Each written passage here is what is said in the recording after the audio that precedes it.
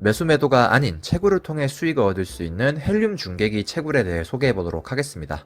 간단해서 사람들의 주의를 끌기 위해서 와이파이라고 얘기를 했는데요. 사실 헬륨 네트워크 중계기는 와이파이라기보단 IoT 무선 연결 네트워크를 지원하는 기기입니다.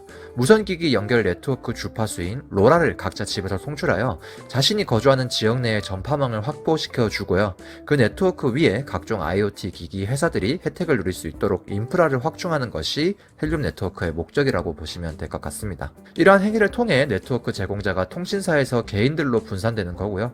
수익 분배 역시도 기존의 통신사에서 독점적으로 통신망을 제공했기 때문에 통신사들이 이러한 수익을 다 가져갔다면은 이러한 헬륨을 통해서 통신망 구축에 기여한 개인이 받아가는 형식인 겁니다.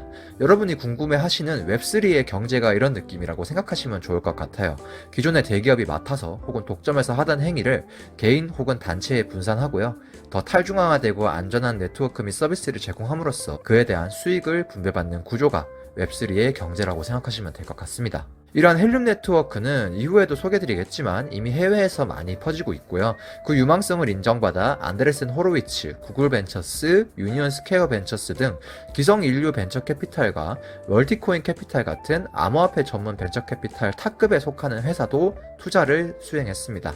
여담이지만 리틀 워렌 버핏이라고 불리는 빌 에크먼도 이 헬륨 네트워크에 대해 굉장히 흥미로운 비즈니스 모델이라고 발언한 적이 있는 것을 보면 코인 자체를 떠나서 이 산업 모델 자체가 많은 기관들이 긍정적으로 바라보고 있는 것 같습니다. 중계기 설치를 통해 이 헬륨 네트워크에 기여하여 보상으로 받는 헬륨 코인도 현재 세계 최고 거래소 중 하나인 바이낸스에 상장되어 있고요. 시가총액 50위에 등재되어 있어 현금화도 쉽고 신뢰도도 확보한 상황입니다. 또한 그 유망성을 인정받아 최저점 대비 이미 300배 오른 상태이기도 합니다.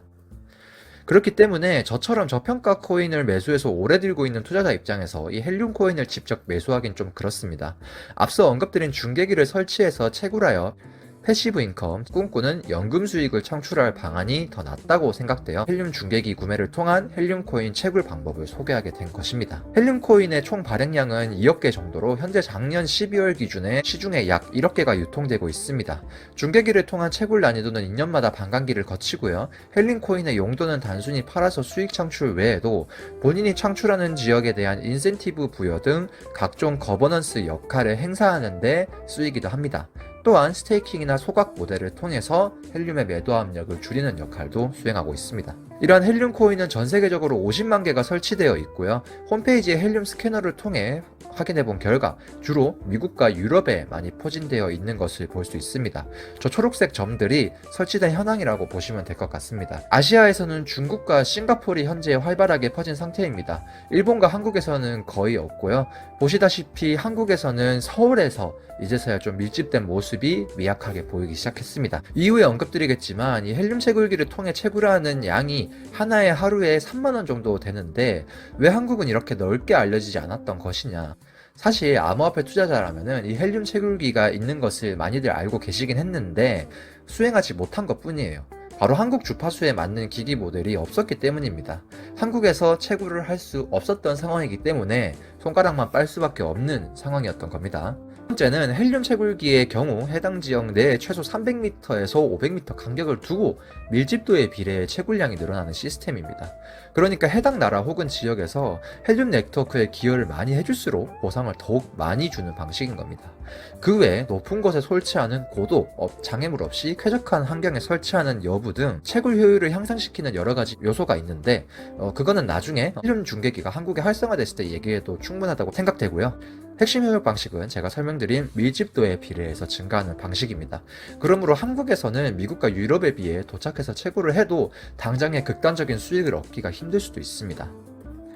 헬륨 스캐너를 보았을 때 한국에선 거의 수십 개 정도의 중계기만 설치되어 있고요. 그나마 서울 경기권에서 많이 모여있는 모습입니다. 확대해서 보니 효율을 낼 수 있음을 의미하는 육각형이 이어지지 않은 걸 보아 이 얼리버드 분들도 아직 그리 큰 효율을 내지 못하고 있을 것으로 보입니다. 이게 얼마나 극단적인 차이를 낳냐면 미국 같은 경우 활성화 지역에 하루 헬륨 코인 23개, 채굴기의 가격보다 비싼 70만원을 채굴하고 있습니다. 이제 활성화 및 정착이 시작된 싱가포르는 하루 한두 개, 그러니까 6만원 정도로 하루 채굴량이 나오고 있습니다. 이것도 나쁘지 않죠. 근데 한국의 경우는 제보받은 정보로는 아직 하루에 한 개도 채굴이 채굴이 잘 안 된다고 해요. 0.0 몇 개, 그렇게 몇백 원 수준으로 채굴이 된다고 합니다. 현재 상황에서 효율이 그렇게 나오지 않는다는 거죠. 그럼에도 불구하고 제가 이 헬륨 중계기를 소개시켜 드리고 저도 구매를 한 이유는 투자 및 부업에 관심이 많은 한국이기 때문에, 또 이제 막 한국에서 채굴이 가능해진 상황이기 때문에 곧 활성화가 될 것이라는 기대를 걸고 미래에 투자하는 겁니다. 먼저 들어가서 활성화돼서 효율이 나온다면 그제서야 주문을 해서 4달을 기다리는 사람보다 그 파일을 훨씬 더 많이 먹을 수 있고요. 안정적으로 채굴기에 지출하는 비용을 해소함으로써 원금 회수가 끝난 후에 뜨뜻하게 연금 수익을 노릴 수 있을 것이라고 저는 생각했기 때문입니다. 그 외에 리스크는 헬륨 코인 자체의 가격이 떨어진다던가, 반감기로 인해서 채굴 수익이 떨어진다던가, 한국의 이 채굴망이 밀집화가 좀 과밀화되어서 채굴 효율이 낮아지는 경우입니다. 한국 같은 경우에는 아마 아파트처럼 밀집된 주거 지역이 많기 때문에 소문이 많이 난다면 오히려 채굴 효율이 떨어지는 부작용이 일어날 수도 있다고 저는 생각을 하고 있어요.